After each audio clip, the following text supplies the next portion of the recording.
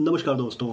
संघ लोक सेवा आयोग UPSC, PCS, SSC, state police and what not न जाने कितनी एग्जाम्स में इससे सवाल पूछे गए हैं कि पानीपत का प्रथम, द्वितीय और तृतीय युद्ध किन के बीच हुआ था। तो मैं आपको बताऊं कि पानीपत का पहला युद्ध ईयर 1526 में बाबर और इब्राहिम लोदी के बीच हुआ था। इस युद्ध का निर्णय यह था कि बाबर की जीत हुई थी और इब्राहिम लोदी इस युद्ध में मारा गया था। पानीपत का दूसरा युद्ध 1556 में हुआ था, जो अकबर और हेमू या हेमचंद्र विक्रमादित्य के बीच हुआ था। इस युद्ध में अकबर की जीत हुई थी और हेमू बंदी बनाकर मार दिया गया था।